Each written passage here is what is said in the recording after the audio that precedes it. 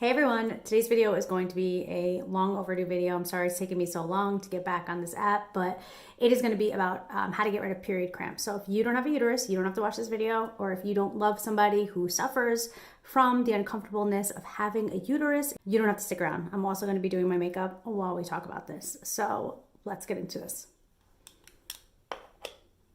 Okay, so if you're still here, I think by now you probably know this has nothing to do with your period. It does have to do with your uterus. I understand that I speak from a place of privilege for a very long time. My whole life, I live in New York and I am white.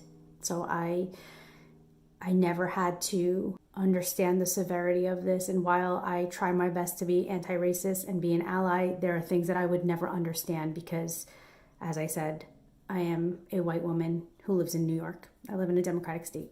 If you're just joining the party since Roe v. Wade was overturned and you are like, hey, I don't have empathy. Not everybody has it, but my rights are being taken away from me. You gotta vote. You have to vote. And I know that that's not enough. I know that there's more we have to do. I had a meltdown yesterday in the car with my husband and I said, I feel small and I feel like I can't do anything. And he said something that resonated with me. You know, in baseball, sometimes there's the player that bunts and it may seem like nothing. They bunt so that the rest of the team could progress. Just bunt.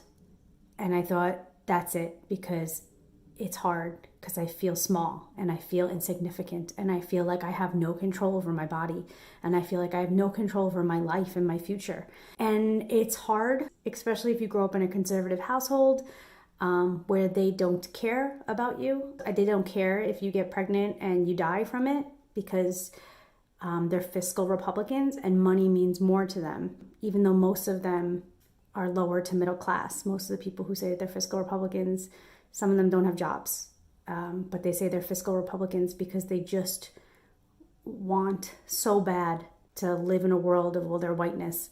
It's hard when you live in a house that is conservative and you believe that you're voting in your best interest because money is always dangled over your head, that you're going to get this money one day. And so vote the way daddy tells you or vote the way your husband tells you because there's money here.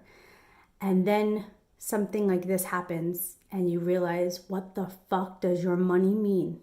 And so I see a lot of creators on here, and no disrespect to them, I understand. And they're angry at white women who are now just joining the party. And I understand that. I'm not angry at you for just joining the party. I don't care what your reason for leaving the dark side and coming here is. I don't care. We need you to vote.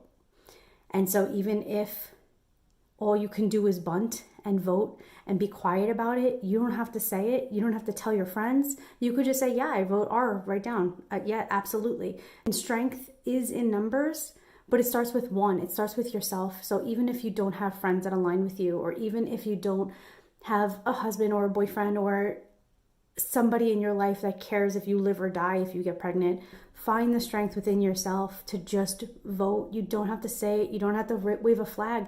You don't have to do anything. You just have to vote. And if you live in a place where it's very Republican and there's only Republican people there on the ballot, just fill in a name. You can put anybody's name. Just don't vote Republican. They're coming for all of us. Nobody is safe. Instinctively, I want to yell and scream and I want to rip people's heads off and I want to tell everybody what I really feel about them. But then I think about the quote from Ruth Bader Ginsburg where she said, if you want people to listen and follow you, you have to speak in a way that makes them want to listen and follow you. And so I hope that I'm connecting to at least one white woman out there who thinks she is safe because she's married to a white man. You're not safe. He doesn't care. If he is not outraged by this, he doesn't care. He will find the new wife once you die from your ectopic pregnancy or the miscarriage that you can't release yourself. He will find the next person. And according to Tennessee law, or depending on where you live, it might be a 12-year-old. He doesn't care. He doesn't care. If he is not outraged by this, he doesn't care. And I don't know what you're supposed to do in that situation. I don't know how you leave. I don't know how you escape. I just know you have to vote. Take a little bit of your power back. You don't have to tell him who you're voting for. You don't have to tell anybody. From now until November, people with uteruses are going to die. And when I say people, I mean children as little as 11 years old. As soon as you're old enough to conceive, you are a baby maker, and nobody cares about the risk to your health. If you look like me, you can mask. You can smile and nod and tell them how great they are. And then you vote. This is survival. You do what you have to do to survive. Please, for your kids, for your loved ones, for yourself, you need to vote in your best interest. I promise the Republican Party is not in the best interest of any of us, unless you're the 1%. It is not in your best interest. And I know if you're watching this video, you're not the 1%. Please vote.